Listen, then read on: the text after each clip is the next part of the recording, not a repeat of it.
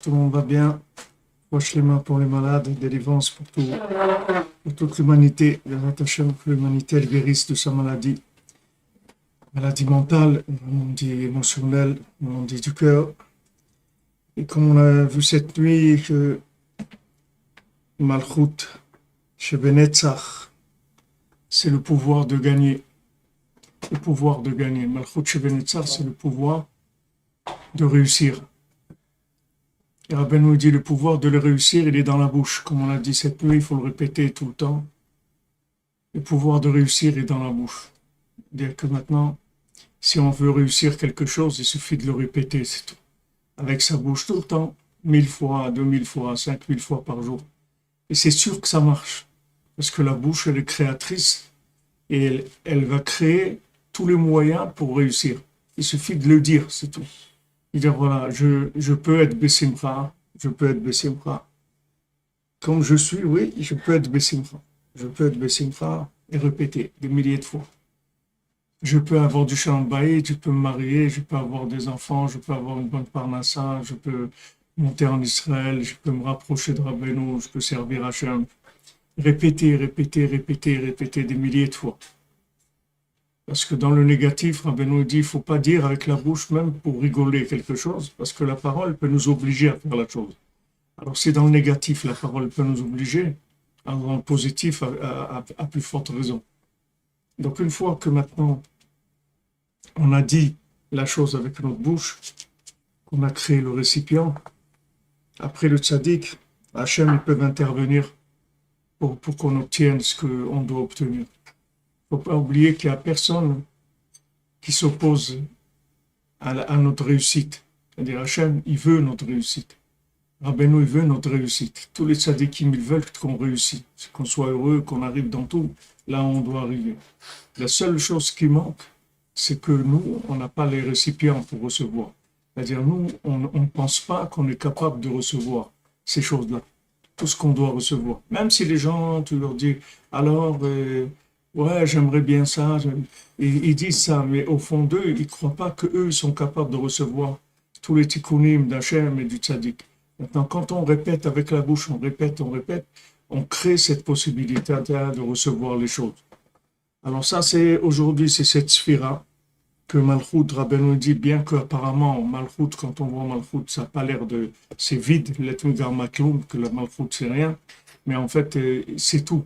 C'est-à-dire que même si on dit que la parole, apparemment, quand on a dit une parole, on ne voit pas avec les mains qu'on fait quelque chose. Alors ça fait un effet. Avec la parole, on n'a pas l'impression que ça fait quelque chose. Mais en fait, c'est ça qui fait tout. Tout est dans la parole. C'est seulement ça ne se voit pas matériellement. Mais tout est dans la parole. Il suffit de répéter, c'est tout. Maintenant, vous avez du temps. Il y a beaucoup de moments dans la journée où on n'a rien à faire de spécial. Même si on travaille, ou on se déplace, ou autre, on répète la même chose des milliers de fois. On répète, et vous allez voir que ça marche.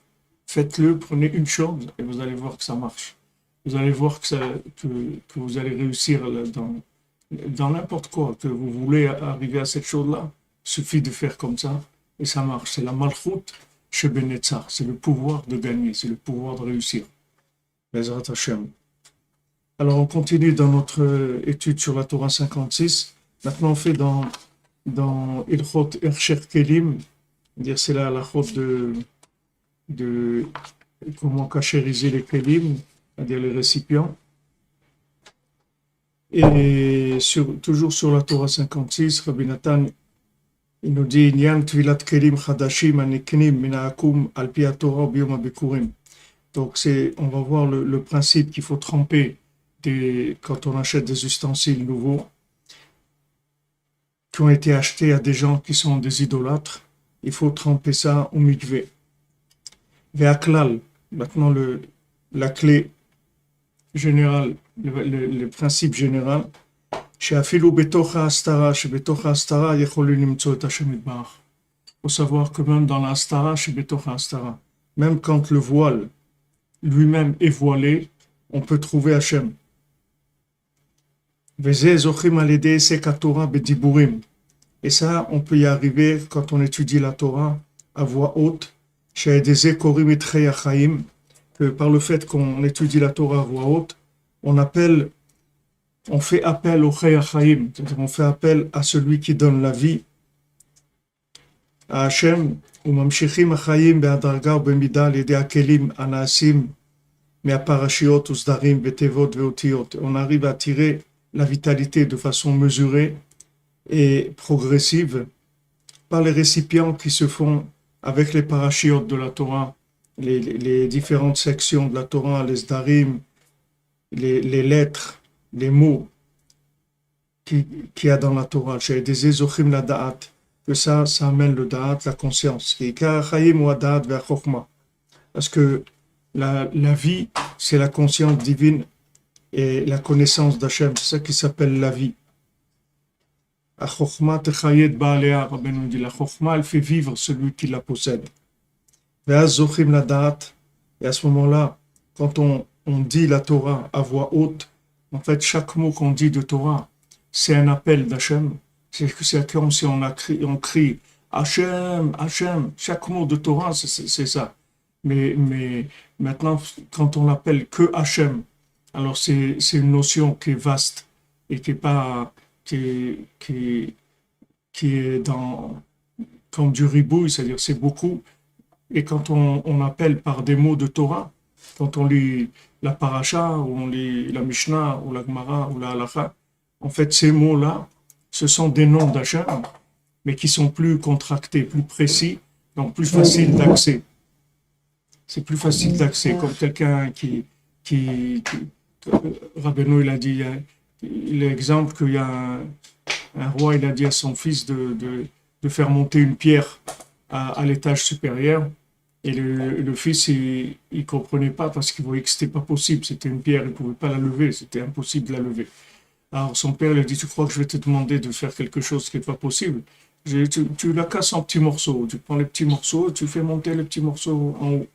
Alors quand on dit des mots de Torah, en fait la Torah c'est des tzimtzumim du Shem Hashem. C'est le nom d'Hachem, mais de façon contractée, donc c'est accessible. Alors chaque mot de Torah qu'on dit, en fait on appelle Hachem, mais de façon accessible et palpable, et c'est comme ça qu'on avance et de façon progressive, c'est-à-dire que ce soit pas qu'il n'y ait pas que une manifestation d'Hachem qui dépasse en fait nos capacités d'intégrer.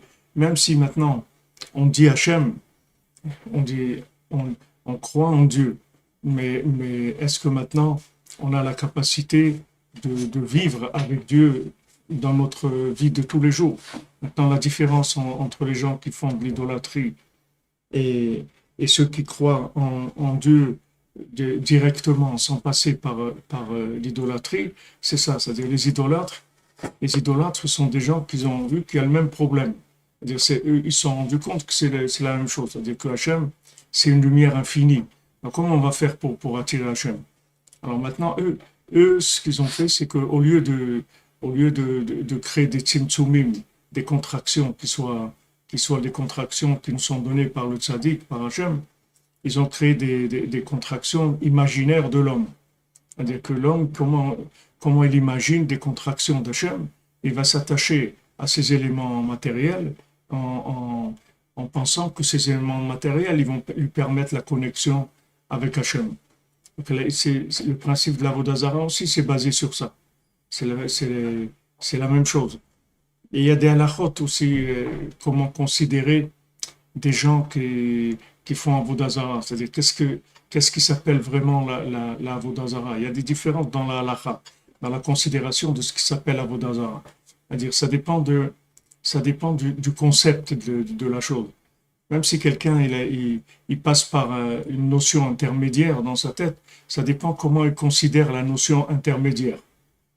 S'il considère cette notion intermédiaire comme étant un intermédiaire qui est en lui-même quelque chose de ce monde matériel, alors c'est pas une Avodah Zarah comme s'il considère cette chose-là comme étant divine. Dire la Avodah Zarah, c'est en fait de rendre divin la matière. Alors que la matière, elle n'est pas divine. Elle a de la divinité en elle, mais elle n'est pas divine. Alors quand la Avodah Zarah, c'est de dire que la matière, et divine. Ça, c'est l'Avodah Zarah. Ça s'appelle un culte étranger, c'est-à-dire de servir à Avodah Zarah. C'est pour ça que un juif, si jamais si Ras du Shalom il fait Avodah Zarah avec quelque chose de matériel, alors il y a pas de tikkun, c'est-à-dire que cette chose-là, elle peut plus avoir une réparation. Maintenant, si on achète par exemple une Avodah Zarah, si on achète une statue de quelqu'un qui fait de la Avodah Zarah, on peut prendre cette statue, la casser, la fondre et faire un autre objet. Mais si c'est un juif qui a servi cette statue, c'est fini, elle ne peut plus jamais être récupérée. Elle est interdite pour l'éternité, c'est fini. Parce que un juif, il ne peut pas ne pas diviniser quelque chose. Donc dès qu'il a un rapport avec quelque chose, ça devient divin. Donc il ne peut plus revenir en arrière. Tandis que maintenant, quand c'est un idolâtre qui a un rapport avec une idole, ça reste, il y a un côté qui reste matériel complètement. Et ce côté, il permet de réparer la chose. Donc la différence, elle est là-dedans, dans cette notion-là. Alors nous quand on fait Avodah Zarah, c'est-à-dire c'est quand on dit quelqu'un il fait Avodah Zarah de l'argent, il fait Avodah Zarah de ça, ça veut dire il idole, ça veut dire qu'il croit que cette chose-là, en elle-même, elle a un pouvoir. Il croit que l'argent, il a un pouvoir. Il croit que la connaissance, elle a un pouvoir. Il croit que telle chose a un pouvoir. Alors cette chose-là, elle n'a aucun pouvoir. C'est juste un reflet d'Hachem.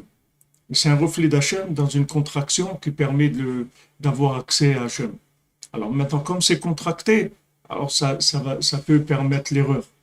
Alors quand c'est la stara, quand c'est dans la stara, c'est-à-dire que c'est voilé. Ça veut dire qu'il y a une conscience d'Hachem, mais c'est voilé. C'est-à-dire on n'arrive pas à voir comment il y a Hachem dans l'argent, il n'y a pas Hachem dans le travail, il y a Hachem dans notre vie matérielle. Ça, c'est une astara. Mais quand c'est astara, je suis astara, c'est-à-dire que le voile lui-même, il est voilé. Ça veut dire qu'il n'y a aucune conscience du tout de la possibilité qu'il y ait Hachem dans cette chose-là. On a perdu complètement la conscience, c'est-à-dire c'est le sommeil total. Personne n'est pas consciente du tout que c'est possible, que Hachem il soit dans telle chose, que les choses elles peuvent changer, que ça peut évoluer, etc. Ça, c'est les Astara Shebetocha Astara. Donc, chaque mot qu'on dit, que ce soit le Torah ou le Tfilah, on va essayer des Teilim, on va essayer de la Gemara, on va essayer de Bodedut, ou d'écouter Tfilot, d'écouter Moran, c'est tout des Tzimtzumim de l'infini. C'est que des noms d'Hachem. Seulement sur des facettes pour y avoir accès de façon plus facile et aussi plus personnelle. Merci Séverine Journeau, Refoua Shlema, pour Laurent Ben Georgette. Il trouve un remède efficace, supprime ses souffrances. Amen. Bezat Hashem, Besodra Ben.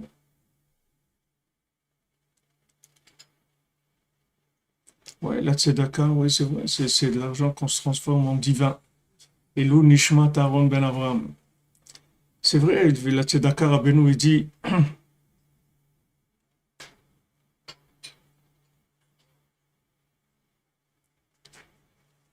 ah, les coordonnées, c'est bien, si c'est pour qu'on les voit, qu'ils sont voilés, si c'est les paroles d'une chanson, ouais. Astara Shebetor Astara, oui, une chanson comme ça. Alors Rabbeinu il dit, c'est-à-dire Rabbeinu dit ce que vous dites que quand maintenant on a que quand on donne la tzedaka, alors l'argent on le transforme en divinité. Et Rabbeinu il dit que le tikkun de l'argent, c'est de dire qu'on va travailler, qu'en fait nous on travaille que pour donner la tzedaka, c'est tout. Il faut le dire avec la bouche parce que c'était tellement une grande avodah zarah, l'argent. C'est l'endroit où il y a le plus d'astara, chez Betoch Astara. Dès qu'on touche l'argent, on rentre dans l'astara.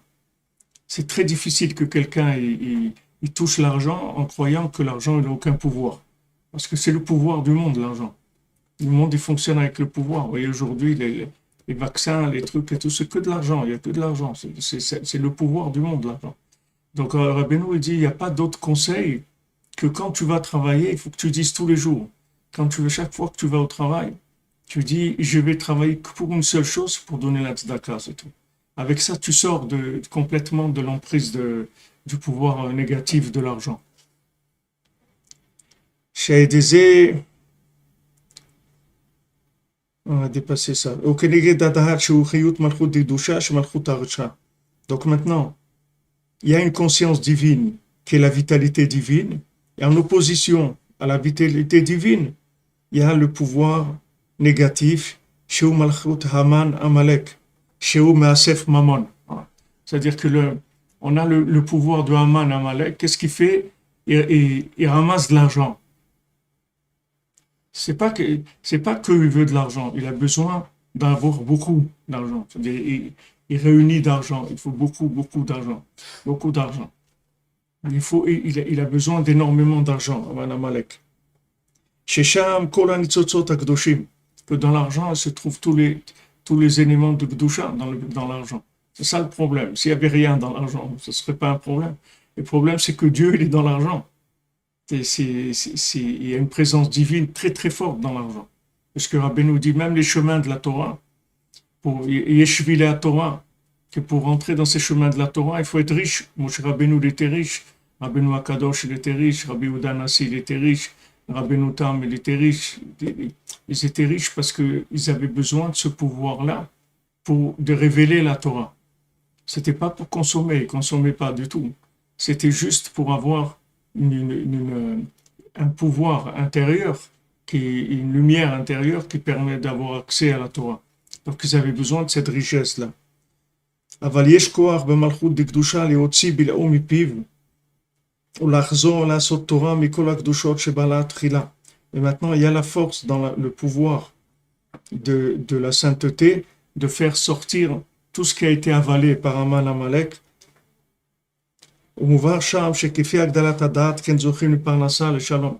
Maintenant, plus quelqu'un il a de la conscience divine, et plus il arrive à avoir de la parnassa, il arrive au shalom, qui parnassa benakel b'prinatman, bli egiot v'tirdot, zezochin kefi agdalat hadat. Parce que c'est quelqu'un, il va avoir une parnassa facile, sans se fatiguer, sans faire d'efforts. Ça, c'est selon la grandeur du da'at. Plus da'at il est grand, plus la parnassa elle est facile. Parce que la parnassa, la parnassa, c'est le lien entre le corps et l'âme. La parnassa, c'est c'est de manger. De manger, c'est le principal de la parnassa. Et la nourriture, c'est ce qui met en contact le corps et l'âme. Donc maintenant, plus on a de da'at, plus on a de conscience divine, plus on arrive à mettre béchalom, le corps avec l'âme. C'est pas deux choses opposées. Il n'y a pas le spirituel et le matériel. On sait que dans le matériel aussi, il y a du spirituel. Donc on les met ensemble. Si maintenant, dans notre conscience, on sait qu'Hachem se trouve dans la matière, c'est ça qui rend la parnassa facile. Ça rend la parnassa facile. Plus quelqu'un croit que non, la matière c'est un monde et le spirituel c'est un autre monde, alors la parnassa elle est difficile. Pourquoi? Parce que il doit aller chercher des éléments qui sont séparés. Donc il doit tout le temps s'écarteler pour aller tenir ces deux éléments ensemble.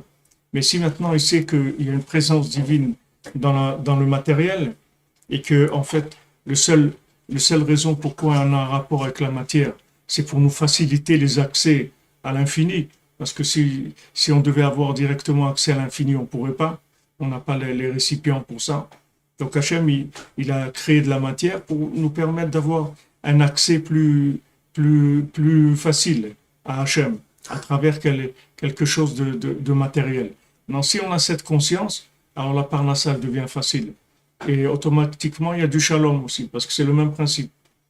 Pourquoi maintenant les gens ils ont des idées opposées et ils croient que celui-là il a raison et celui-là il a tort?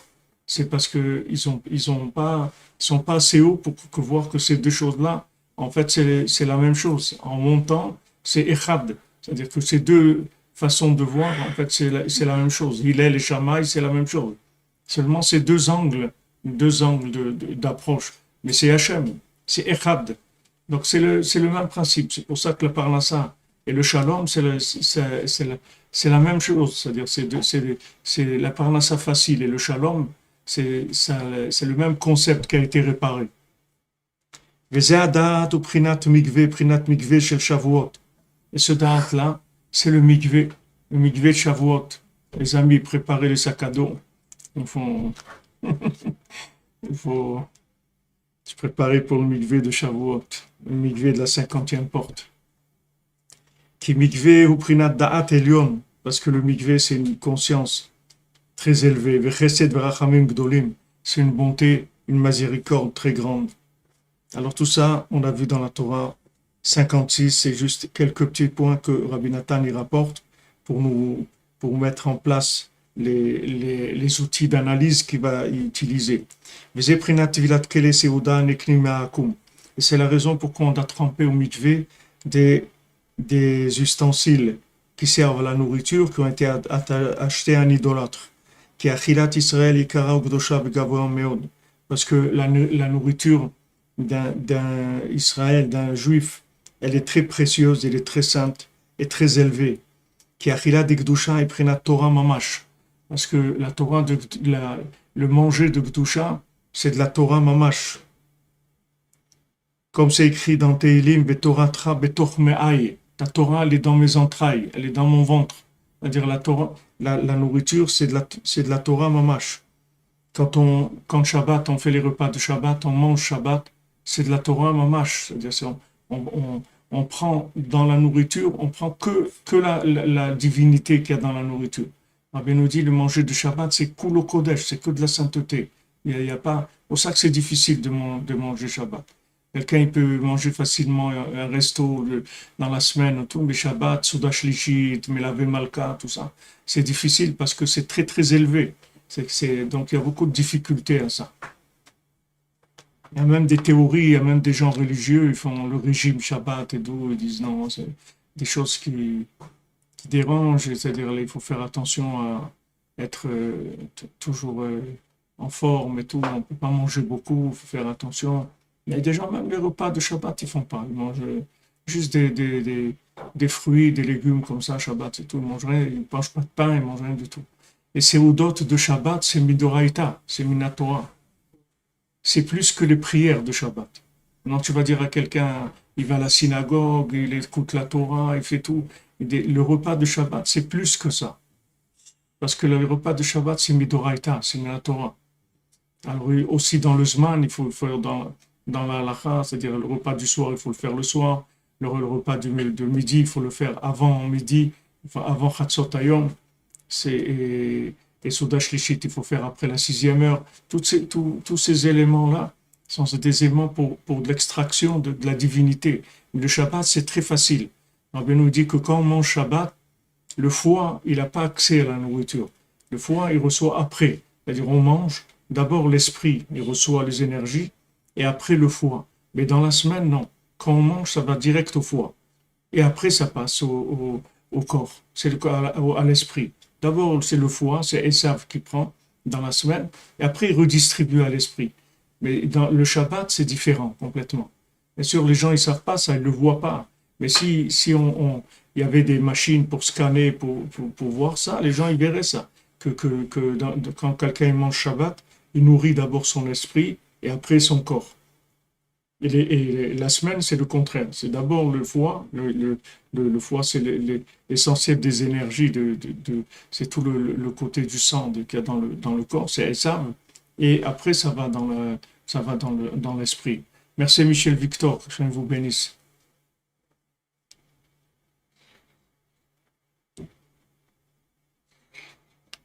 En ce moment, c'est facile si vous dachez toi. Vous avez raison. Quand c'est long comme ça, oui. Parce que la vitalité, elle vient d'Hachem tout le temps. On ne peut pas recevoir d'Hachem parce qu'il y a trop de lumière. C'est pas qu'Hachem il est caché, c'est qu'Hachem il est caché parce qu'il est trop révélé. C'est pour ça qu'il est caché. C'est parce qu'il est trop, c'est trop de révélation. C'est pour ça qu'on n'arrive pas à le voir. C'est pas parce qu'il est pas là. C'est parce qu'il est trop, c'est trop pour nous.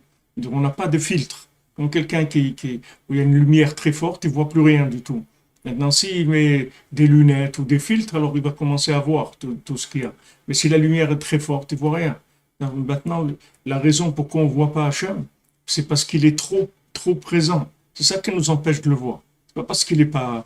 Les gens, ils croient qu'il faut chercher Hachem lui-même. Ce qu'il faut chercher, c'est des filtres. Ce n'est pas Hachem lui-même. C'est les filtres qu'il faut chercher. Pourquoi on travaille, pourquoi on se marie, pourquoi on a des enfants, pourquoi on doit avoir un appartement, pourquoi on doit laver son linge, tout ça, c'est des contractions pour arriver à voir Hachem. Sinon, qu'est-ce qu'on est en train de perdre notre temps? Qu'est-ce qu'on est en train de faire?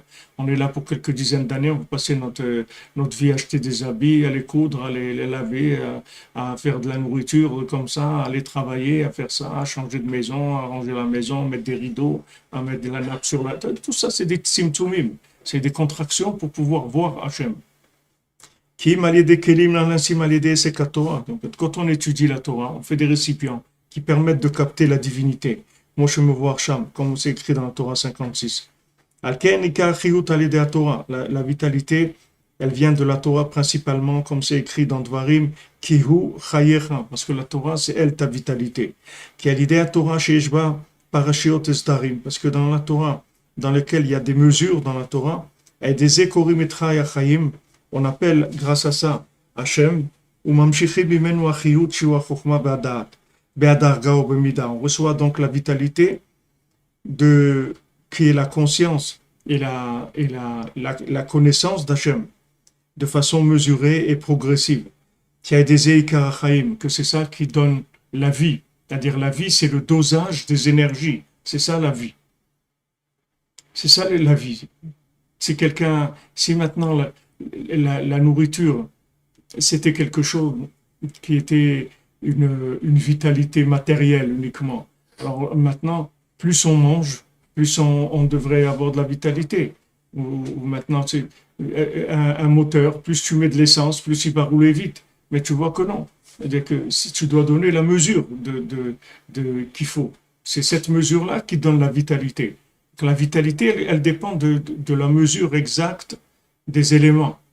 Et tout ce qui est dans la vie, tous les problèmes qu'il y a, que ce soit des problèmes de santé, des problèmes de mariage, tous les problèmes qu'il y a dans la vie de Parnassa, ça vient juste des déséquilibres, c'est tout. C'est-à-dire s'il y a trop de quelque chose ou pas assez. C'est ça qui crée les problèmes. Donc la Torah, elle est faite pour réguler ces éléments-là, de manière à ce qu'il y ait un équilibre. Et ça, c'est le principe même de la nourriture dans la sainteté.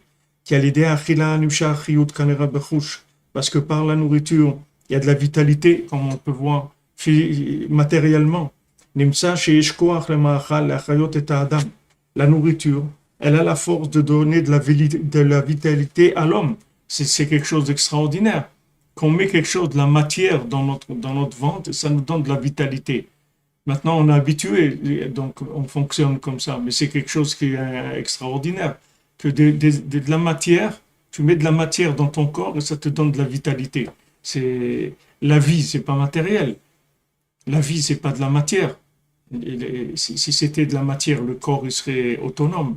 La vie, c'est le maintien de l'âme dans le corps. Comment, quand on rend de la matière, ça nous donne de la vitalité. Quelqu'un, il est faible, s'il n'a pas mangé, il mange, ça lui donne des forces, il a plus de vitalité. כוח בכל דבר מאכל להמשיך להגביל החיות מאיכרי החיים לתוך כלי בעלי חיים שמשם עיקר החיים כנ"ל. Pourquoi c'est comme ça? Parce que en fait, il y a dans chaque nourriture, c'est une contraction de l'infini qui permet de donner de la vitalité de façon constructive et pas destructive. C'est pour ça que si on exagère dans la nourriture d'un côté ou d'un autre, ça détruit la personne. C'est pas plus tu manges, plus tu as de la force. Tu dois manger non seulement les quantités que tu as besoin, et aussi ce que tu as besoin. C'est-à-dire les choses que tu as besoin. Chacun, il est attiré par certaines nourritures et pas par d'autres. Il doit respecter parce que c'est des appels de l'âme. L'âme, elle demande telle nourriture ou telle nourriture. On doit suivre ça. C'est-à-dire que la Torah, elle dit chaque chose qui t'a inspiré et que tu n'as pas mangé, alors tu vas donner des comptes pourquoi tu n'as pas mangé cette chose-là. Parce que la chose, elle t'appelle. Elle t'appelle, ça veut dire que ton âme, elle a besoin de cette chose-là. De ce qu'il y a dedans, pas de l'emballage. Toi, tu vois l'emballage. Tu ne sais pas qu'est-ce qu'il y a dedans. Mais cette matière, elle est vivante. Elle n'est pas morte. Si elle était morte, elle serait en plastique. Elle serait pas en... elle est vivante. Tu vois bien qu'elle grandit, qu'elle pourrit, il y a une vie dedans. Maintenant, cette vie-là, c'est des contractions de la divinité. Hachem, il a créé ça pour arriver pour nous transmettre de la divinité, mais à petite dose, c'est tout. De manière à ce que ça ne nous détruise pas. Ouais, c'est la pizza. Ouais, comment on fait la différence avec la table d'Achila? Si je me trompe, Comment on fait la différence? avec la Takhila. La différence, ça se fait que avec la prière, c'est tout. Tu peux pas faire la différence. Comment tu vas faire la différence? Comment tu vas faire la différence? Tu peux pas faire la différence. Tu vois quelque chose qui t'inspire. Alors tu demandes à Hachem si c'est ça que tu dois manger, si c'est vraiment bien pour toi. Et ça dépend aussi de ton degré de connexion générale. Si tu es en connexion générale, toutes ces choses-là se font automatiquement. Si tu vis connecté en général, c'est-à-dire que tu vis, tu vis dans la prière, tu vis dans l'aide-bodedou, tu vis dans le contact avec Hachem, alors l'inspiration, elle est triée, elle est facile. Si maintenant la personne, elle pense qu'à manger pour le plaisir, alors elle est dans un autre monde. Mais même ça, même quelqu'un qui mange pour le plaisir et tout, ça vient de la même racine, c'est le même principe. Parce que même quand c'est le plaisir, ça aussi, il y a une différence dans le plaisir. C'est pas tout en bloc, pas toute la nourriture qui donne du plaisir. Il y a des gens, même s'ils mangent pour le plaisir, des choses, ils n'aiment pas le manger. Et ce que tu n'aimes pas manger, tu n'as pas le droit de le manger. Ce que tu n'aimes pas, tu n'as pas le droit de le manger. C'est plus interdit de manger ce que tu n'aimes pas manger que de manger quelque chose d'interdit. Parce que quand ton âme, elle t'interdit quelque chose, il faut le respecter. C'est-à-dire, c'est ta vitalité. Ça veut dire que la divinité qu'il y a dans cette chose-là, elle ne te concerne pas. Donc, si tu manges ça, tu vas dans du ribouille hors tout de suite. C'est-à-dire, c'est trop pour toi. Pour ça, ton âme, elle repousse cette chose-là. Elle repousse. Il y a des choses il y a des gens, ils n'arrivent pas à manger des choses. Ils n'aiment pas ça ou ils n'aiment pas ça. Il faut respecter ça. Il faut respecter parce que c'est de la vitalité divine. C'est juste Hachem, il a fait tout ce système de la nourriture juste pour arriver à nous remplir de sa vitalité, à nous donner de la vitalité, mais avec des éléments qui sont contractés, qui sont accessibles, de manière à ce que ça ne nous fasse pas du mal.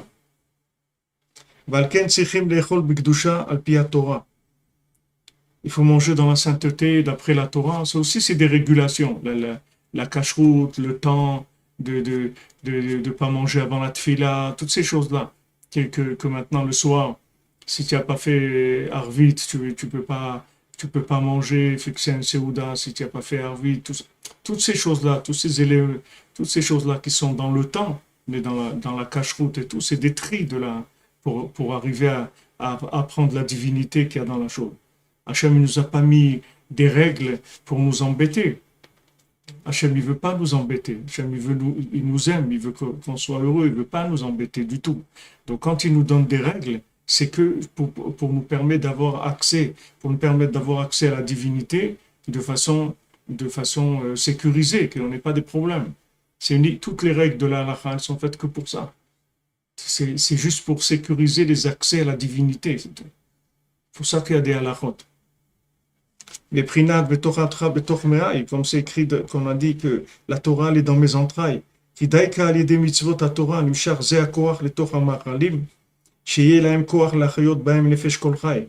Parce que c'est la Torah qui fait que dans la nourriture, il y a des énergies divines qui donnent de la force à tous les êtres vivants. Parce que tous les éléments qu'il y a dans le monde, ils ont été créés par la Torah. Ils existent par rapport à la Torah. C'est la Torah qui donne la vitalité à tout ce qu'il y a dans le monde. La Torah, ça veut dire Hachem. Il donne la vitalité à chaque chose. Donc c'est parce que Hachem, il se trouve dans la chose qu'elle peut nous donner de la nourriture, elle peut nous donner de la force. L'amshich achiyut mechei achaim, d'attirer la vitalité d'Hachem, et toch baalei achaim, d'attirer la vitalité d'Hachem dans les êtres vivants. Ki ze hakoach nifshar rak al yedei Torah. Cette force-là, c'est que la Torah qui donne ça. Shaliada korim et chayachaim, que grâce à la Torah, on appelle celui qui donne la vitalité, c'est-à-dire la vie de la vie. Valken asur lehanot ma'olam hazeh blo bracha. C'est pour ça qu'on ne peut pas profiter de ce monde sans bénédiction. Qu'alidé bracha shemevachim trila, par le fait qu'on fait une bénédiction avant de manger, alidé ze korim et taborit barach sheu chayachaim. La bénédiction, c'est qu'on appelle Hachem, qui représente la vie de la vie, Shebara davar ze bekoach ze, que Hachem il a créé cette chose-là avec telle force dedans,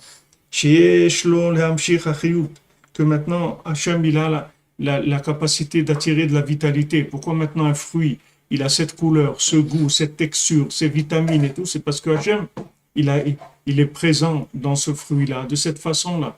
Donc maintenant, il faut appeler Hachem pour pouvoir extraire de ce fruit la vitalité dont on a besoin. Quand maintenant on fait la bénédiction, on dit béni sois-tu Hachem, Hamotzi lechem, on dit qui fait sortir le pain de la terre, ou bien Boré Periaetz, qui crée le fruit de l'arbre. Aedeze anu korim et aborit bar, par ça on appelle Hachem, ou mamshichim et achiyut mimenu itbarach sheu chayach chaim. Et on attire la vitalité d'Hachem, que lui représente la vie de la vie.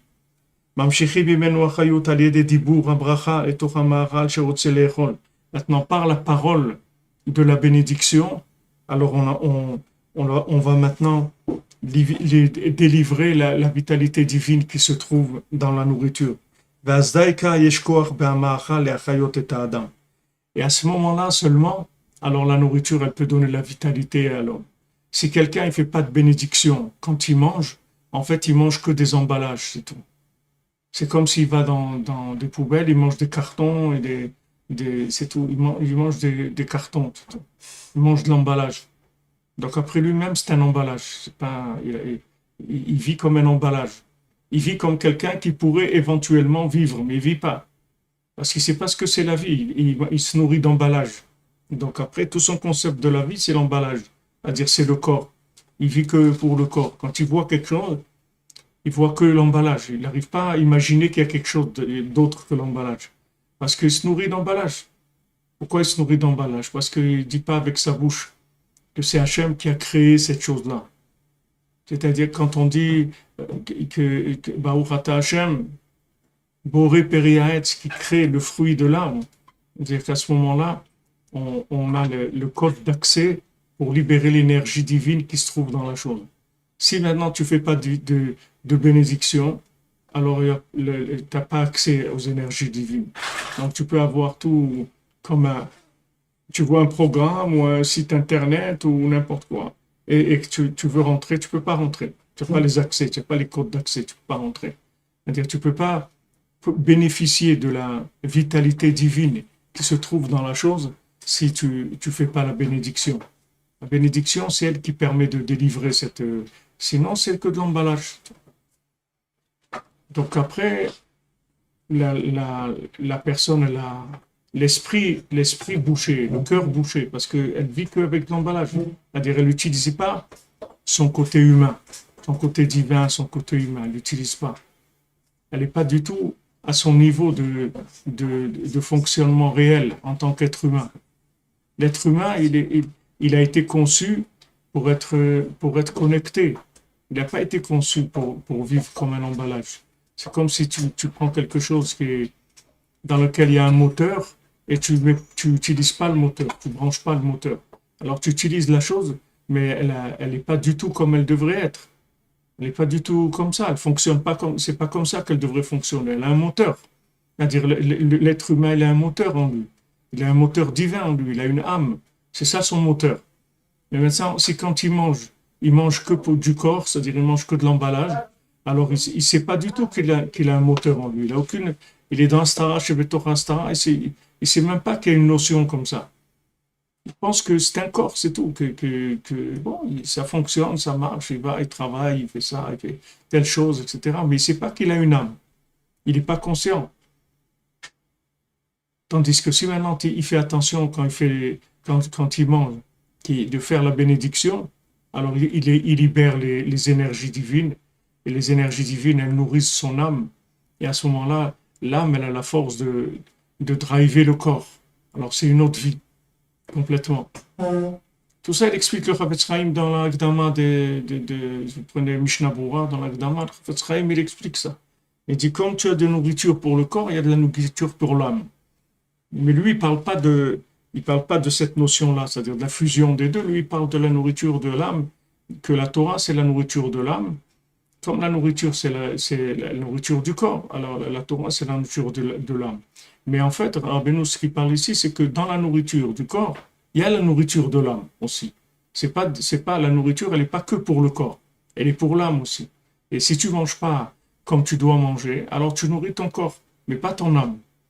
Donc, chaque fois que tu manges, tu fais pas la bénédiction, tu manges pas les choses qu'il faut, tu manges pas comme il faut, tu donnes de la force à ton corps. Et ton corps, il étouffe ton âme. C'est pas qu'il veut étouffer ton âme, mais c'est que tu lui donnes trop de force. Tu donnes trop de force.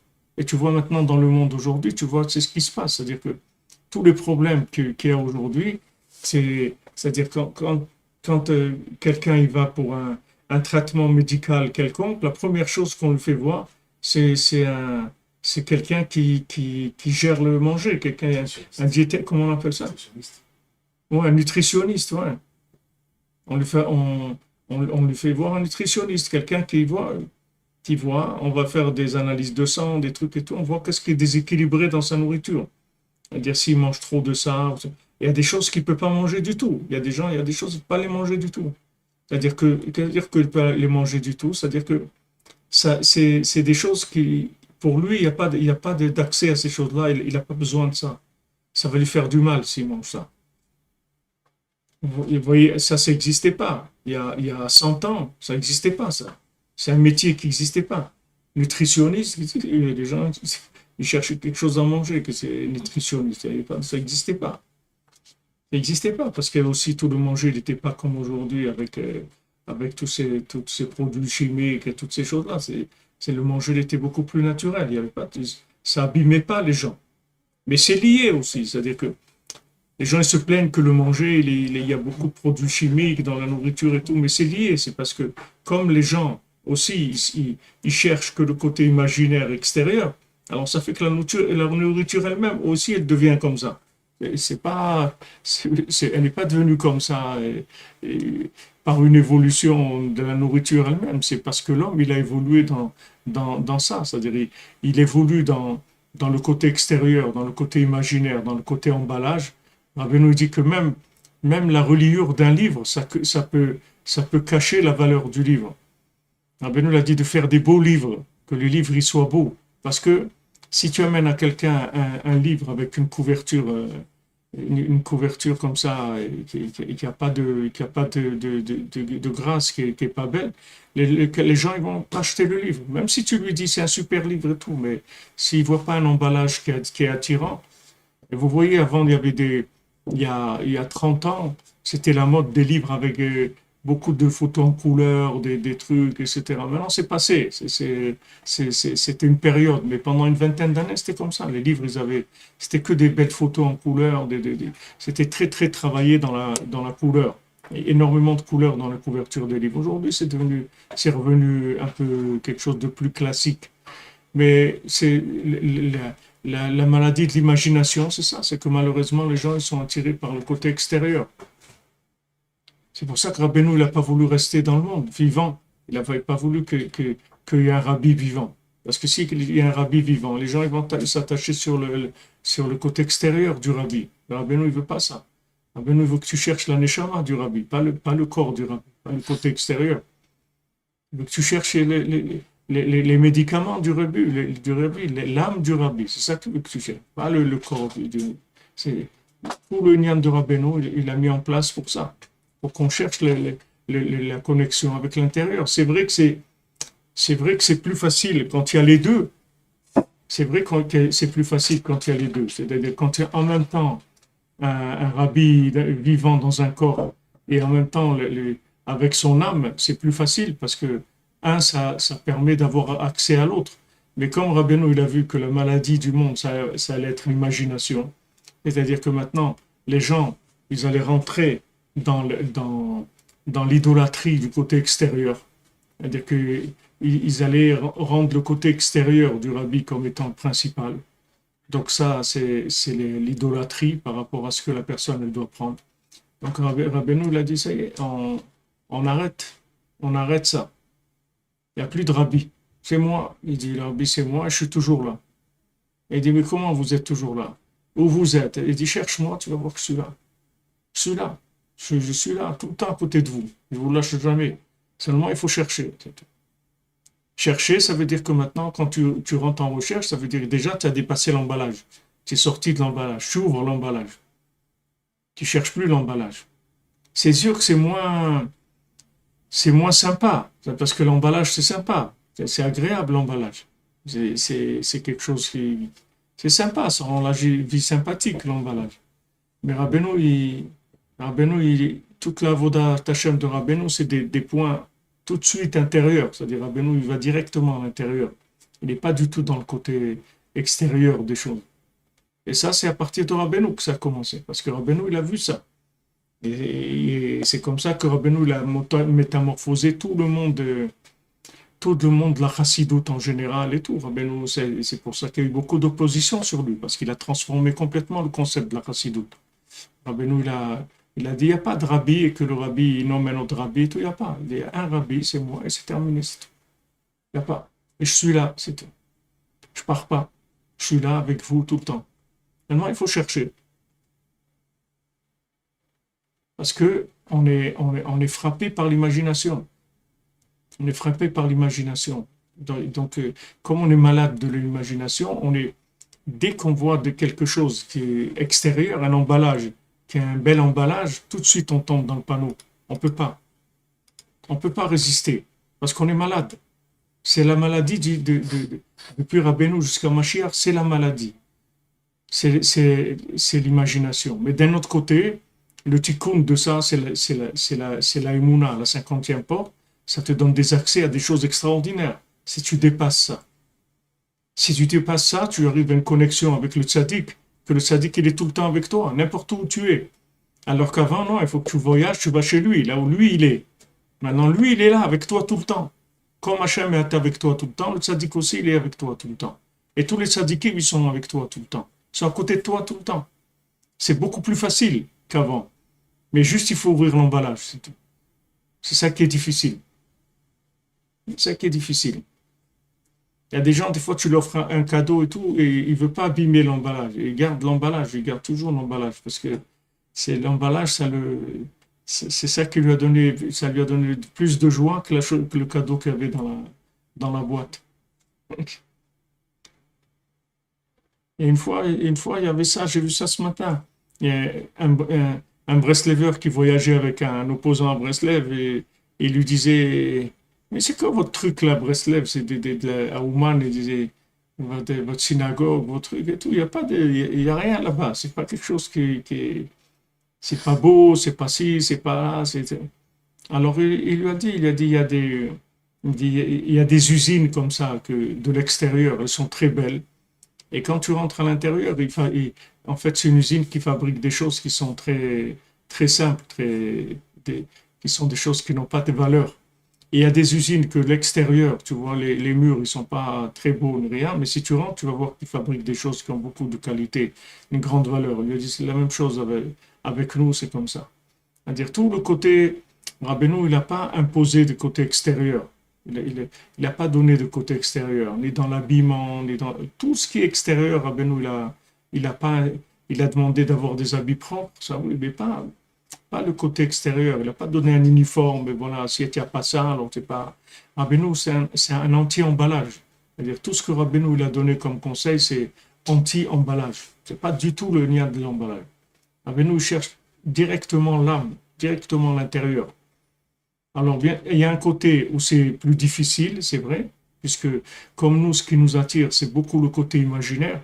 Donc, on est dépendant de l'imaginaire, mais d'un autre côté, c'est très facile une fois que tu as compris comment ça marche. Alors, si tu as accès à des choses que jamais tu aurais eu accès avant que Rabbeinu vienne dans le monde. Jamais tu aurais pu avoir accès à ces choses-là. Jamais. Se lever à Chatzot, faire une beau des doutes et tout, jamais tu aurais eu accès à ces choses-là. Jamais. C'est que parce que c'est comme ça que tu peux avoir accès à ces choses-là. Parce que on te pousse à aller vers l'essentiel. Dès que tu cherches un peu, tu vas à l'essentiel, tout de suite. Alors qu'avant, les gens, ils pouvaient chercher, mais ils s'arrêtaient à l'emballage. Ils cherchaient, ils étaient bien avec l'emballage, ça allait. Mais nous, qui sommes malades de l'imagination, on ne peut pas se permettre l'emballage du tout. Du tout, parce qu'on reste dans l'emballage. dès qu'on a accès à l'emballage, on reste là-bas. C'est-à-dire, on ne peut pas aller plus loin. Parce qu'on est malade. On est malade. C'est la 50e porte. On ne peut pas connecter l'emballage, comme pour le principe du bouffe et la nourriture, enfin, la nourriture côté spirituel et matériel, est-ce qu'on peut pas faire la même chose avec l'emballage? Tu peux faire la même chose avec l'emballage si tu libères l'intérieur. Si tu libères l'âme, tu peux avoir accès à l'emballage aussi. Mais il faut que tu t'occupes de l'âme.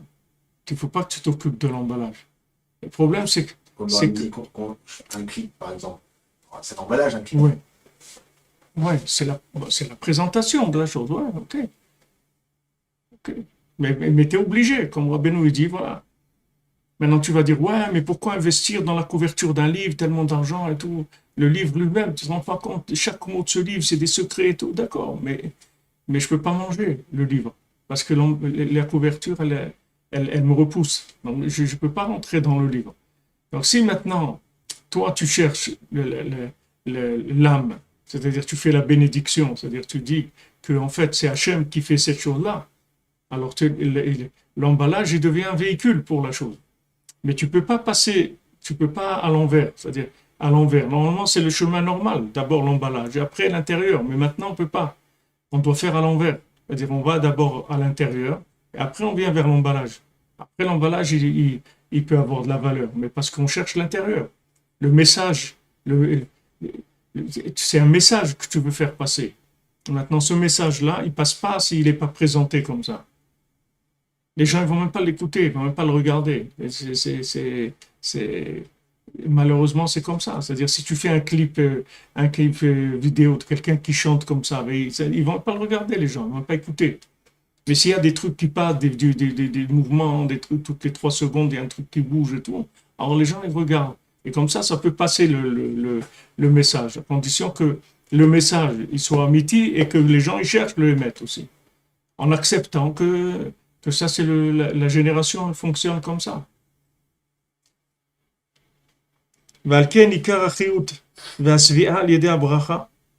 C'est pour ça que toute la vitalité et le rassasiement, c'est-à-dire qu'est-ce qui nous rassasie, c'est grâce à la bénédiction.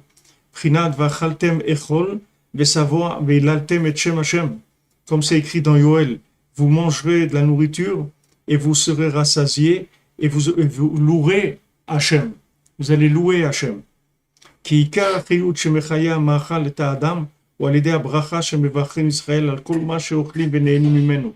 que toute la vitalité que la nourriture nous apporte, c'est que par la bénédiction que le Ham Israël fait sur ce qu'il mange.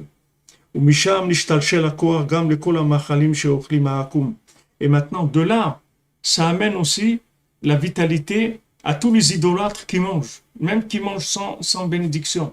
Ça vient des bénédictions que le Ham Israël, c'est-à-dire le Ham Israël, il fait les extractions de vitalité, et après ça se reproduit sur le monde entier. Et toute la nature après, tout le système naturel, tous les animaux, les plantes, tout ce qu'il y a dans le monde, après ils reçoivent la vitalité de ces bénédictions-là. Parce que tout, ça vient du fait que le Ham Israël dit Mekayem la Torah. Quand le Ham Israël il fait la Torah, alors la distribution de la vitalité, elle se fait pour toute l'humanité. ועל כן באמת יש הבדל גדול בין החיות שמקבלים ישראל על ידי אכילתם בברכה על פי התורה ובין החיות של זולתם. Maintenant, c'est pour ça qu'il y a une grande différence de la vitalité que le Ham Israël reçoit quand il fait une bénédiction et quand des gens ils mangent et qui font pas la bénédiction. qu'Israël מקבלים לחיות אמיתי שהוא חיות דקדושה. Parce que le Ham Israël il reçoit la véritable vitalité de la nourriture qui est une vitalité divine.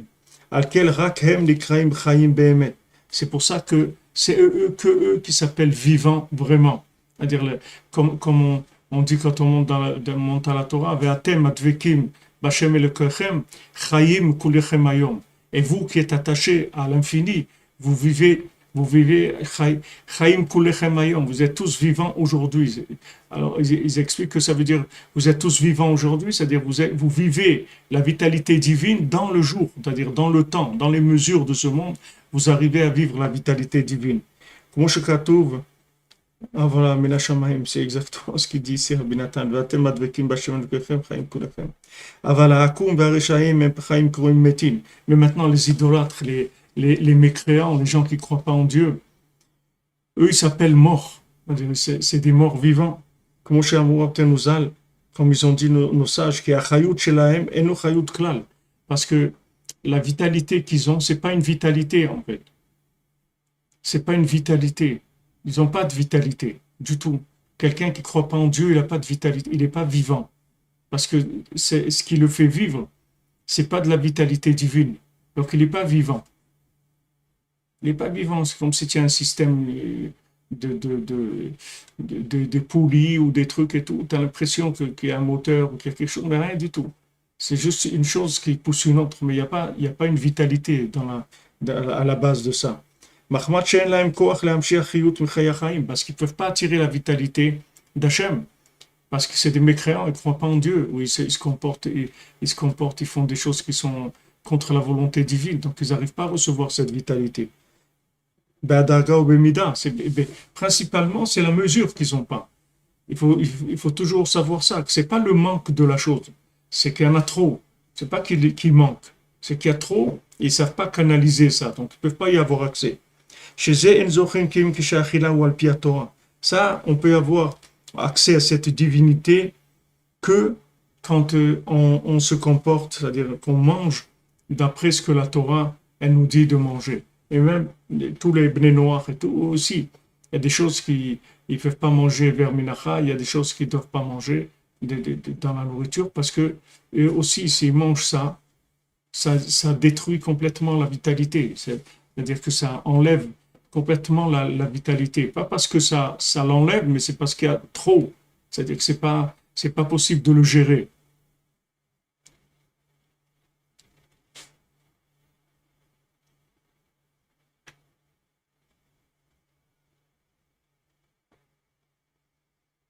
C'est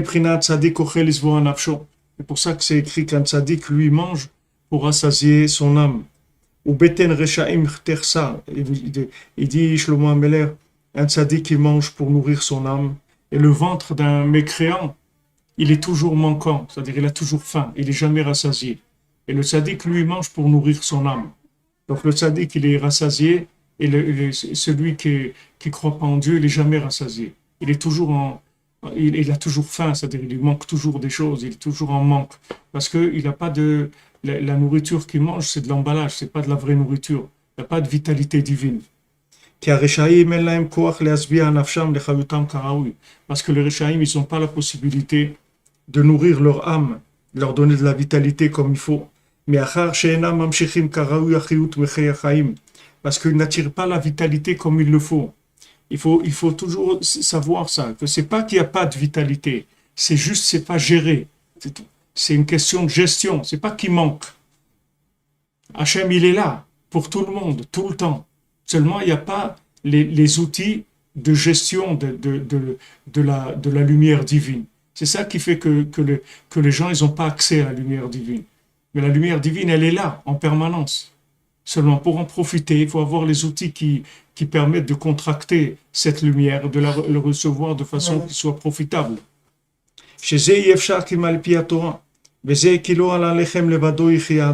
C'est comme c'est écrit dans Dvarim, c'est pas sur le pain uniquement que l'homme y vit,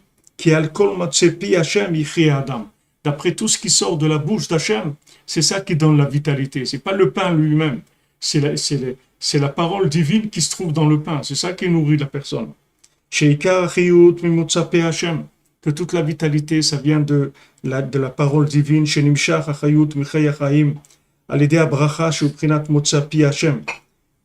vitalité, elle vient d'Hachem par la bénédiction qui est Motseh Pi Hachem.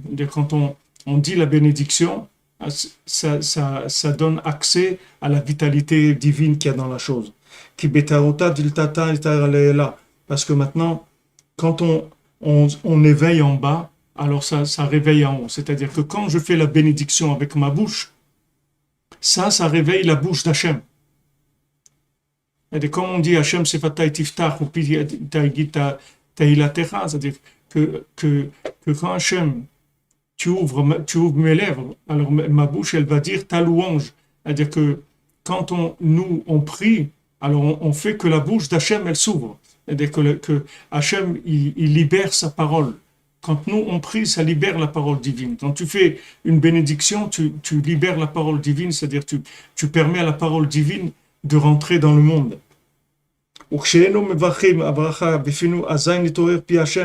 Donc, quand on fait la bénédiction comme il le faut, on réveille la bouche d'Hachem, kavichol, si on peut dire comme ça. Qu'on peut attirer la vitalité de façon progressive et mesurée. Que ça, c'est toute la vitalité que l'homme, la nourriture a de pouvoir nourrir l'homme.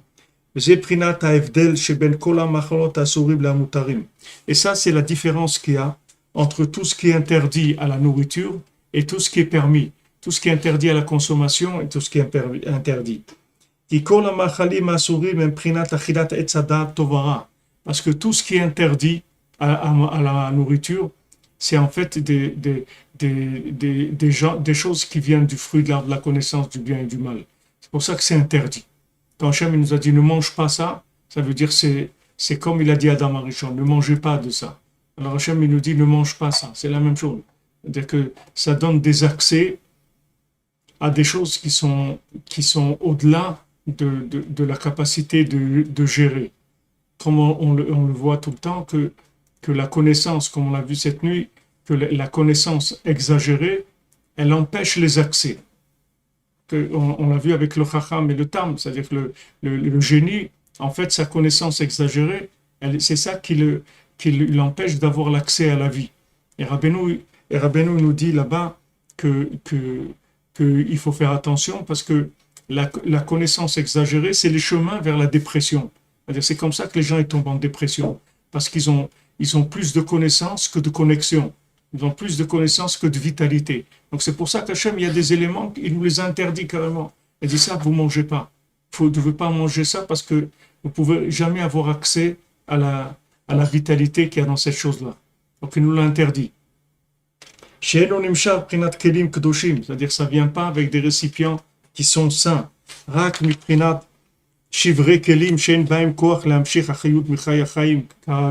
Toutes les nourritures qui sont interdites, elles viennent en fait des récipients brisés qu'il y a eu à la création du monde, quand le monde n'a pas pu supporter la divinité. C'était trop fort. Alors les récipients, ils ont explosé. Et cette nourriture interdite, elle vient de ces récipients cassés. Adraba, al-yadam mitgaber sitrachara beoter. Au contraire, avec ça renforce le côté négatif. Comme on a vu que Haman, il se nourrit des surplus, c'est-à-dire de tout ce qui dépasse, de tout ce qu'on n'arrive pas à gérer, de tout ce qu'on n'arrive pas à intégrer, c'est ça la nourriture de Haman.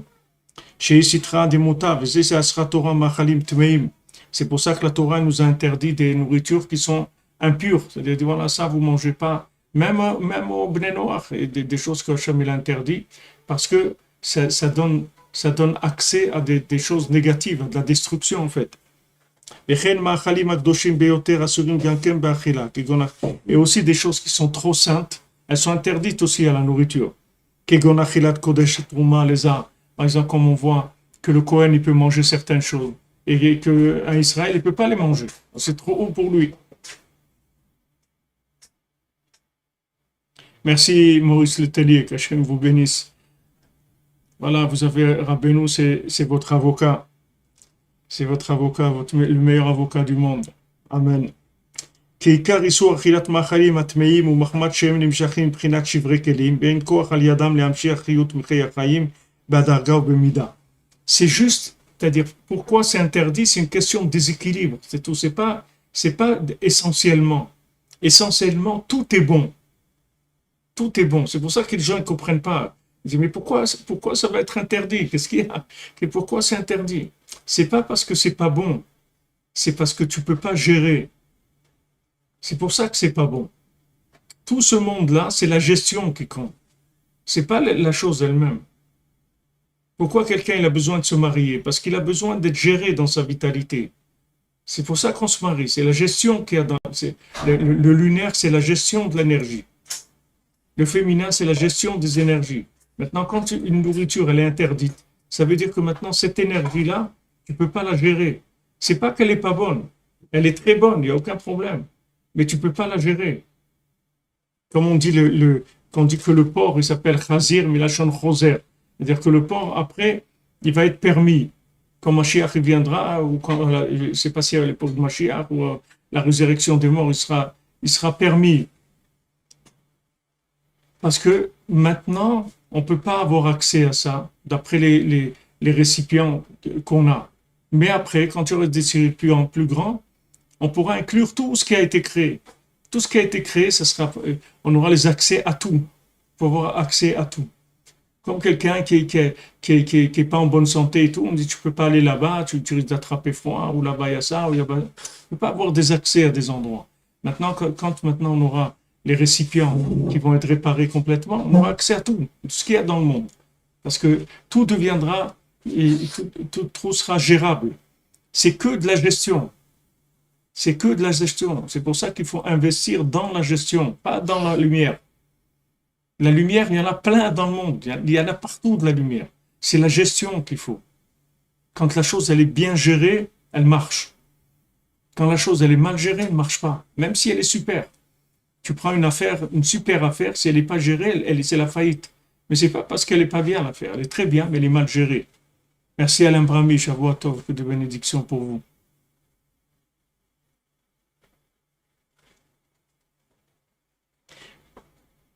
Il faut, comme vous dites, il faut accepter d'être géré. C'est-à-dire, c'est sûr que tout le problème de la gestion, l'homme, il est anti-gestion. L'homme, par définition, l'homme masculin, il est anti-gestion. Il peut pas supporter qu'on lui ferme là et là et là. Il veut tout ouvert tout le temps et faire ce qu'il veut, etc. Mais on peut pas. C'est pas comme ça, Avodat Hashem. La vie, c'est pas ça. La vie, elle dépend de la gestion. Elle ne dépend pas de la vitalité divine. La vitalité divine, il y en a partout, tout le temps. Seulement, selon ta gestion des récipients, comment tu fais tes récipients, c'est comme ça que tu reçois de la vitalité.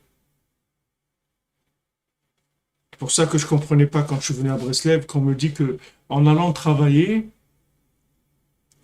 j'allais me rapprocher d'Hachem plus que si j'étudie la Torah. Je ne comprenais pas. J'ai accepté. J'ai arrêté d'étudier, j'ai été travailler, mais je ne comprenais pas. Je dis, mais comment la Torah? C'est la Torah, c'est extraordinaire. Comment aller travailler, c'est plus que d'étudier la Torah. Pour moi, c'est-à-dire pour le niveau qu'on a, c'est-à-dire pour le niveau de 99,997% des gens, que maintenant ils vont plus se rapprocher d'Hachem en travaillant qu'en étudiant la Torah. Et les gens, ils croient qu'il va étudier toute la journée, il va se rapprocher d'Hachem. Il ne va pas se rapprocher d'Hachem du tout, du tout. Et il verra lui-même, il le témoignera, et vous dira lui-même au bout de quelques années que ce n'est pas rapprocher d'Hachem du tout. Parce que tu ne peux pas, c'est trop de lumière. C'est trop de lumière. Pourquoi tu reviens maintenant? Pourquoi tu es un Baal Tshuva?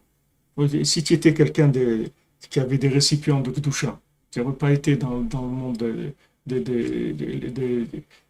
la perdition, dans le monde de la consommation. Maintenant, tu veux rentrer dans la Torah, ok.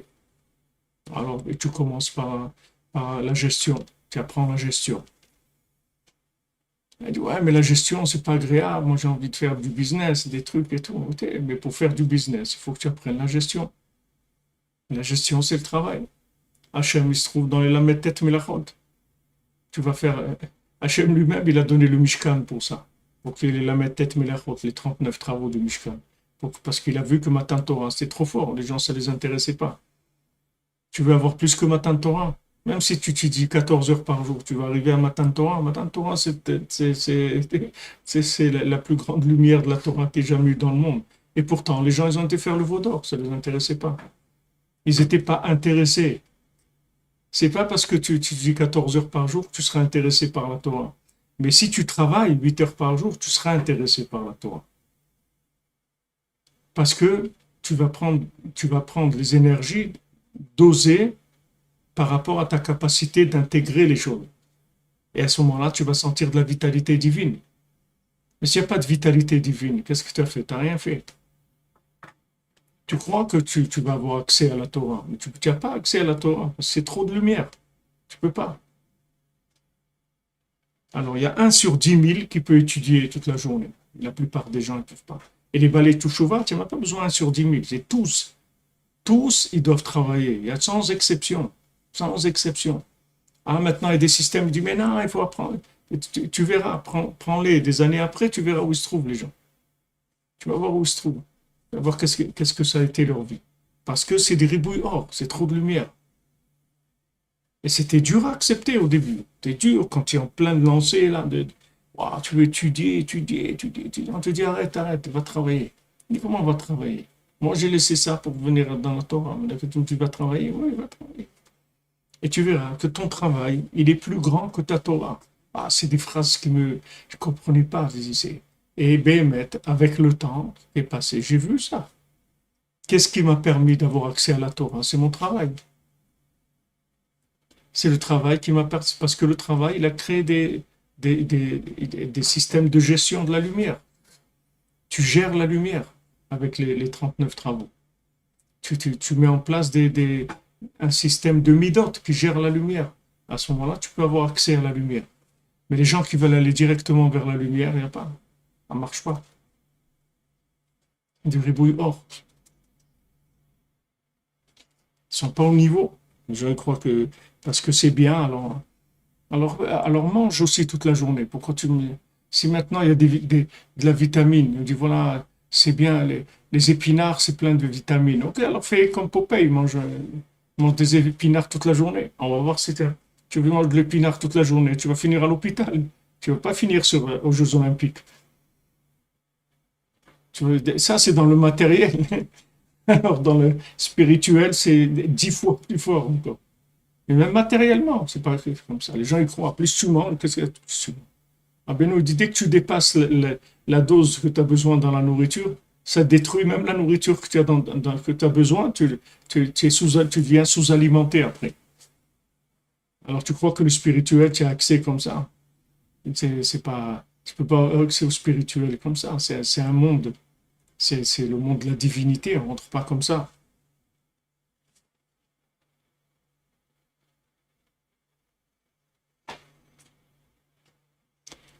On a tous accès à la Torah, bien sûr, comme tous on a accès à la nourriture.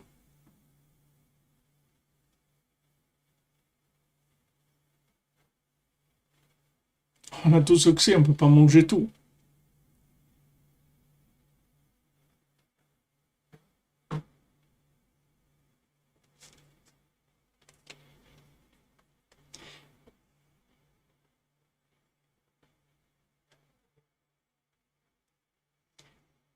C'est pour ça que toutes les nourritures saintes, elles sont interdites pour celui qui est pas saint. C'est-à-dire si c'est pas un Cohen ou si c'est pas un Lévi, il n'a pas le droit de manger ça. C'est interdit pour lui.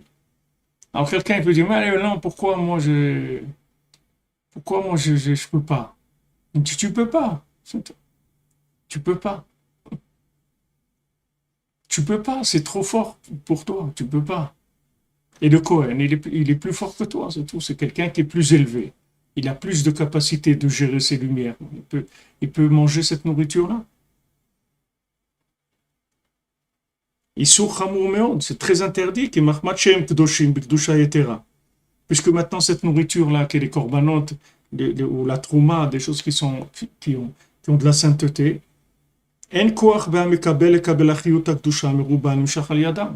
celui qui vient, il ne peut pas recevoir. Quelqu'un il dit, ah, moi aussi je veux ça. Qu'est-ce que ça veut dire tu veux ça? Tu ne peux pas le recevoir, c'est trop pour toi. Si maintenant quelqu'un qui est pas apte à recevoir ces nourritures, il veut les manger, ou gorem shvirat kelim mechadash, il entraîne une nouvelle shvirat kelim, c'est-à-dire il casse ses kelim. En compte, c'est-à-dire que la personne, maintenant, elle va commencer à étudier, à prier toute la journée, et il va retourner plus loin qu'il était de là où il était venu avant. C'est-à-dire qu'il va casser des kelim encore plus que ce qu'il cassait avant. Avant, il cassait en mangeant des trucs, ou en allant dans les discothèques, ou en allant à la plage. Maintenant, il va casser avec de la Torah qui dépasse ses récipients. C'est-à-dire, il va faire des shvirotes plus grandes encore. C'est pour ça qu'il va arriver à des choses qui sont pires que ce qu'il était avant. Parce que, en fait, ce qu'il prend, c'est des doses de lumière beaucoup plus fortes. Parce que quand il n'était pas avec la Torah, la lumière qu'il prenait quand il allait dans des plaisirs de ce monde et tout, c'est de la lumière qui est d'un niveau très bas par rapport à la Torah. Mais quand maintenant tu t'attaques à la Torah, c'est comme si tu veux manger des kodashim. C'est-à-dire tu veux manger maintenant du manger de Cohen. Alors là, c'est de la shvira, c'est-à-dire ça fait des shvirotes terribles. Et ces shvirotes-là, elles alimentent la klipa. C'est-à-dire que la personne, elle recule en fait, au lieu d'avancer. Au lieu d'avancer, elle recule. C'est pour ça que tu vois des gens qui font des shvirotes, qui mangent des shvirotes dans leur vie, qui cassent leur vie. C'est pas de leur faute. C'est parce que la lumière qu'ils ont pris, ils n'ont pas comment la gérer. Donc, elle leur a explosé leur vie, c'est tout simplement. C'est pas compliqué. Ouais, ils ont mis un clipa sur la tête. Hein? Ils ont mis un clipa sur la tête. Ouais. Faut que ça tienne. Beprinat ribouya shemen gorem kibouyaner. Que maintenant, quand il y a trop d'huile, ça éteint la bougie. C'est pas plus tu mets de l'huile et plus tu vas voir la lumière, elle va monter. Tu ajoutes 10 litres d'huile, ça va faire, au lieu que ce soit une petite bougie, ça va être un phare de 500 watts. C'est pas ça du tout. Si tu mets juste un peu plus d'huile qu'il faut, ça s'éteint tout de suite, c'est tout. C'est vraiment pas compliqué. Alken kol zar lo yochal kodesh. On l'a vu dans la paracha. Kol zar lo yochal. Tout étranger, il n'a pas le droit de manger du kodesh. Il n'a pas le droit. Les enfants d'Aaron, ils sont morts, ils n'avaient pas le droit. Pourtant, d'amener de l'encens, du kétoret, c'est nifla. Eux-mêmes, c'est les enfants d'Aaron. C'est extraordinaire, le kétoret. Alors, pourquoi je ne peux pas amener? Pourquoi je ne peux pas amener? C'est nifla, je veux ça. Je vois, c'est beau le kétoret, c'est extraordinaire. Pourquoi moi, je n'ai pas le droit d'amener le kétoret? Parce que tu ne peux pas. Tu n'es pas au niveau, c'est tout. Tu n'es pas au niveau. C'est très beau, c'est magnifique, mais ce n'est pas pour toi, c'est tout. C'est extraordinaire, mais ce n'est pas pour toi. Comme de la nourriture, c'est pas pour toi, c'est tout. Il y a des nourritures qui sont indigestes pour des gens. Des gens ne peuvent même pas manger ça. Les gens ne peuvent pas manger du pain blanc, ils ne peuvent pas manger ci, ils peuvent pas. Leur corps, ils rejettent ça. Ils n'arrivent pas. Il y a des nourritures spirituelles qui sont bien. C'est pas que c'est pas bien. L'encens, c'est bien, c'est très bien, c'est même extraordinaire. Mais tu peux pas. Tu peux pas. Pourquoi? Parce que pour toutes les raisons. Il est pas marié, il est sourd, il demande pas conseil à Moshe Rabbeinu. Il y a plein de raisons pour lesquelles ils sont morts. Mais ils sont morts ce qui les a tués, c'est le côté qu'ils sont étrangers à la chose. C'est pas que la chose, elle est pas bien. La chose, elle est très bien. Elle n'a aucun problème. Et lui aussi, il est très bien. Il n'y a aucun problème. Seulement, il est étranger. C'est étranger. Maintenant, quand tu fais tchouva, tu reviens vers Hachem, tu es un étranger de la Torah. Tu ne sais pas ce que c'est la Torah. Ah, tu vois des gens, ils font ça, tu vas copier ça. Mais c'est pas. Le frère d'Abraham Avinu, il a vu Abraham Avinu marcher dans le feu. Je dis, c'est mon frère, je sais. Et lui aussi, il a marché dans le feu, il a brûlé, c'est tout. Alors qu'Abraham Avinu, il marchait, il circulait dans le feu, ça ne le brûlait pas. Mais Abraham Avinu, c'est pas son frère. C'est pas parce que c'est son frère qu'il est comme Abraham Avinu. Abraham Avinu, c'est une chose. Et son frère, c'est autre chose, c'est tout. Il ne peut pas faire comme Abraham Avinu. C'est pas comme Abraham Avinu. Donc, c'est pas parce que tu vois un monde de religieux, orthodoxe ou tout. Tu peux vivre dans un monde orthodoxe, c'est aucun problème. Mais il faut que tu connaisses ta place, c'est tout. Il ne faut pas que tu saches, il faut que tu te trompes dans ta place. Parce que si tu te trompes dans ta place, ça brûle. Ça brûle la vie, tout simplement. Ça brûle la vie, ça crée des clipotes, mamache. C'est pas... Et tu vas voir que d'autres, il n'y a aucun problème. Aaron, lui, va amener l'encens, il va faire ce qu'il y a à faire, il n'y a aucun problème. Mais tu vas au Nadav et Abihu, ils ne peuvent pas. C'est pas leur niveau, ils n'ont pas le droit, ils n'ont pas... Donc, Kol Zar, lo yuchal kodesh. C'est un klal, Rabbi Nathan, il dit dans le Côte de la Route, peut-être que c'est ici qu'il va développer ça, mais tout celui qui est étranger, il n'a pas le droit de manger du kodesh. Donc, quand tu veux rentrer dans le monde de la Torah, tu rentres par le monde des 39 melachot. C'est le standard classique. Tu rentres par là, c'est tout.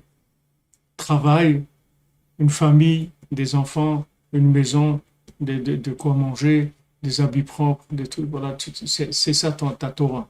Et tu fais Shulchan Aruch, c'est tout. Tu fais ta tefila, tu mets tes tefilines, tu fais ce que la Torah te dit de faire.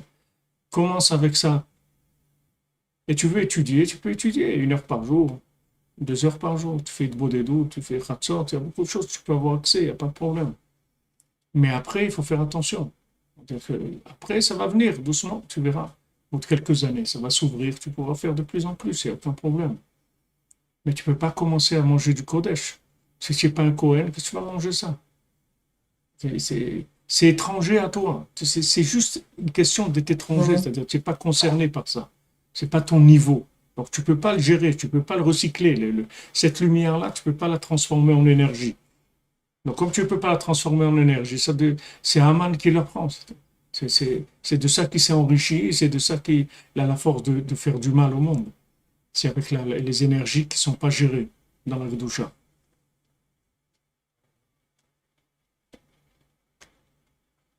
Ah, merci à vous, Modéra de Lyon, que je vous bénisse, bracha ve'atzlacha.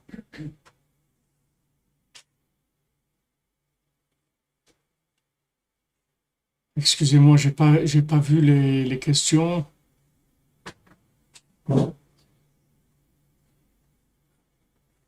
Oui, le juste dosage, quand vous dites Menanalian, c'est ça qui est dur à trouver. C'est vrai, c'est pour ça qu'on commence par le standard moyen, c'est tout. Moyen, on va pas haut, on fait pas moyen, c'est tout. On travaille, on vit moyen. Comment ils vivent moyennement quelqu'un? C'est comme ça, alors voilà. On va dans le degré moyen. À Ouman, même c'était comme ça. On en parlera parce que là on est un petit peu en overdose du temps.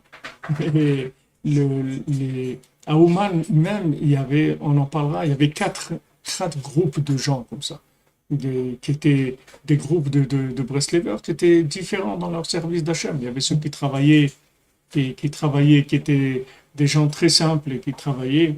Ils étaient avec le Rav Shimshon Barsky. Il y avait des gens qui travaillaient, qui étaient déjà à un autre niveau, comme Rav Levi Yitzhak et des gens comme ça. Après, il y avait des gens qui étaient les Ovdim, les gens qui étaient dans Vodat Hashem, et il y avait les gens qui étaient complètement brûlés d'Hachem, c'est-à-dire des gens qui étaient, ils dormaient dans la chaux toute la semaine, et ils mangeaient pas toute la semaine, et ils dormaient presque pas toute la semaine, et c'était des gens d'un niveau, mais il n'y a personne qui rentrait d'un truc dans l'autre, parce que c'était pas chacun il se mettait à sa place, c'est tout. Et il donne des signes, le Rabbi Nathan, il donne des signes, il dit c'est pas difficile. Si maintenant, quand tu es en train d'étudier la Torah, tu sens que tu as faim, ou tu sens que tu as un souci, qu'à la banque, tu vas avoir ta découverte. Si tu as des pensées comme ça veut dire que tu n'es pas fait pour étudier la Torah. Quelqu'un qui est fait pour étudier la Torah, il se rend compte de rien. Quand il rentre dans la Torah, il n'y a plus rien dans le monde. Il n'y a plus de vente, il n'y a plus rien. C'est-à-dire qu'ils étaient les Ovdim d'Oman. Il y avait un qui devait leur rappeler que Rabbeinu ne veut pas qu'on jeûne. Donc vite avant la Shkia, ils mangeaient un petit morceau de maisonnote et ils prenaient. Parce qu'ils oubliaient de manger. Ça, si tu es comme ça, tu peux étudier la Torah toute la journée. Mais si tu n'es pas comme ça, mets-toi tout de suite au garde à vous. C'est les accès, c'est tout. Tu vas avoir l'accès à la sainteté. Alors, quand on était jeune, on croyait qu'on avait des petites motos et tout. On croyait que si on mettait l'essence des voitures et tout, la moto, elle va rouler plus vite. Tu crois comme ça, tu dis, ouais, ils ont un gros truc comme ça, ils mettent plein d'essence et tout. Peut-être si on met ça, alors là, ça va. C'est pas vrai. C'est pas pour ton moteur. Ton moteur, il marche pas avec ça. Toi, tu as la petite pompe que tu mets des pièces et ça sort un petit peu de l'essence avec de l'huile. L'essence, il faut qu'elle soit avec de l'huile, sinon ton moteur, il marche pas. Et nous, c'est la même chose. Notre essence, il faut qu'elle soit huilée, sinon elle ne marche pas. Notre moteur, il marche pas. Donc, on commence avec ça. Maintenant, si tu arrives à tenir le travail, tu travailles honnêtement, tu travailles dans la Emouna, tu donnes la Maaser, tu donnes de la Tzedaka, tu as du Shalom Bayit, tu éduques tes enfants comme il faut.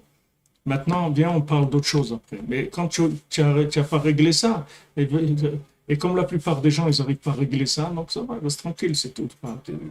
Qu'est-ce que tu vas faire? Il n'y a rien de mal. C'est tes accès à la sainteté. C'est pour que tu puisses avoir de la sainteté. On ne dit pas maintenant, c'est pas qu'on ne veut pas t'accepter. Tu vois les gars en terminale, ils sont ça, et eux à la récréation, ils jouent à ça. Et toi, tu es à la maternelle, tu es avec des boulettes, de trucs, là, des pâtes à modeler. Tu comprends? Et tu vois les autres, ils font, ok, toi c'est ça, Bezat Hashem, un jour tu arriveras là-bas. Be'atzlacha, les amis. Ceux qui avaient des questions, vous pouvez les envoyer par mail. contact@breslev.fr parce que là, j'étais lancé et je pouvais pas regarder les commentaires. Martin Bergeron, tu n'as pas dormi entre les deux cours. Eh ben, tu vas te rattraper, Bezat Hashem. Ça se rattrape le sommeil.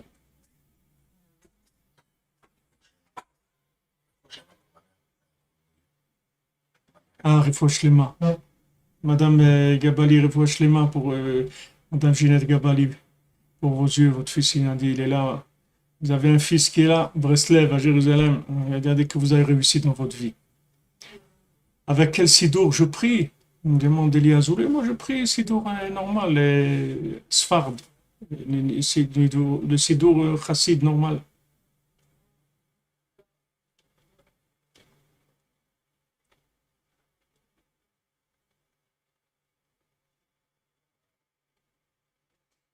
Vous voyez, comme vous dites, pour nous, oublier de manger, c'est de la fiction, de la science-fiction.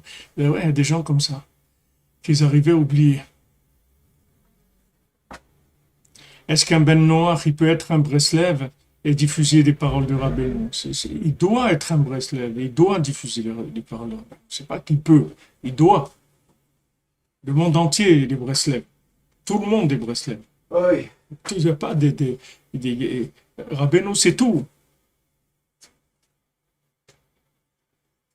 Quand vous voyez, quand vous êtes intéressé par ce que vous faites, vous oubliez de manger. Regardez, il y a des gens, quand ils travaillent, wow, ils ont oublié de manger. Ils ne veulent pas s'arrêter. Moi, quand on faisait de la musique et tout, tu vas manger. Jamais, je me souviens quand j'étais jeune, que j'étais à l'université, même au lycée et tout, que je faisais de la musique, jamais je me rappelle que j'ai fait un repas normal. Jamais. Il n'y avait pas de repas. On était tellement occupé dans ce qu'on était en train de faire. Il n'y avait pas une de repas, on va s'asseoir manger. C'était une notion qui n'existait pas. Donc, des fois, tu vas manger dehors avec des amis comme ça, pour passer un moment. Mais un repas, préparer un repas, s'asseoir et tout, ça n'existait pas. Tu es tellement pris par ce que tu es en train de vivre qu'il n'y a pas ça.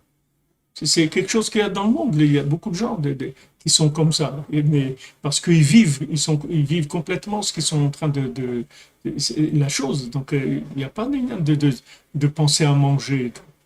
Le manger, quand des gens ils pensent à manger et tout, c'est parce que ils ont un manque d'intérêt dans ce qu'ils sont en train de faire. De connexion. Ouais, pas de connexion, ils sont comme ça.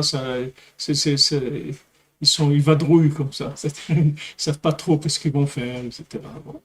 Il y a plein de choses qui se proposent à eux. On va regarder un film, on va regarder un film. Nous, quand on était jeunes, on n'allait jamais au cinéma, pratiquement. Seule fois qu'on a été au cinéma, c'est quand il y avait un film, on disait non, non, ça, il faut que tu ailles le voir. Tout.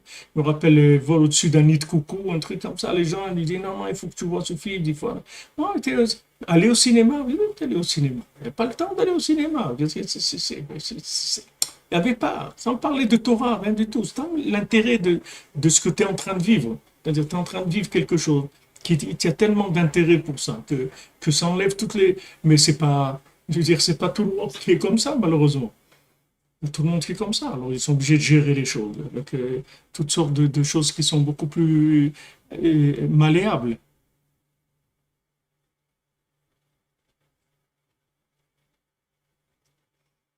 Voilà, les amis. Baruch Hashem. Ouais, il y a le feu de Rabbeinu en lui, comme vous dites, dans le Gabani. Et quand on étudie la Torah, c'est comme ça. Quand elle est dans les cours de Rabbeinu. Oui, Sfard, c'est pas Séfarad. Sfard, c'est Chassid. Moussar Sfard. Quand on étudie de la Rabbeinu, c'est comme ça. Ouais, Madame Estiva, vous avez raison. Vous aussi, vous êtes en forme. On est tous en forme, Baruch Hashem. On est c'est la grande forme. On est dans Malchut Shebenetzach. On dit quand le Netzach, il va mettre la couronne, quand Rabbeinu va être couronné par le monde, que les gens ils vont le reconnaître. La joie et la miséricorde. Amen. Bezrat Hashem. Que de la joie. Baruch Hashem. Bonne journée, bonne continuation. Bracha ve'atzlacha, refoua shlema pour tous les malades et la délivrance du monde, Bezat Hashem, dans la facilité, dans la miséricorde. On a oublié de dire cette nuit, on fera les noms. Et là, on s'est un petit peu attardé. Voilà exactement le pouvoir. Merci Israël et Kendi. Merci Nhabek et vous avez dit, c'est Hashem. On est une équipe extraordinaire. Vraiment, Rabbeinu réunit des âmes merveilleuses.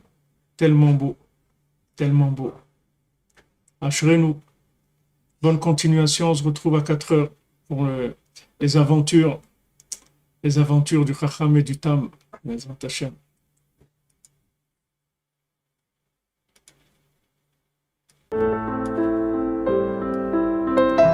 J'ai fait une présentation.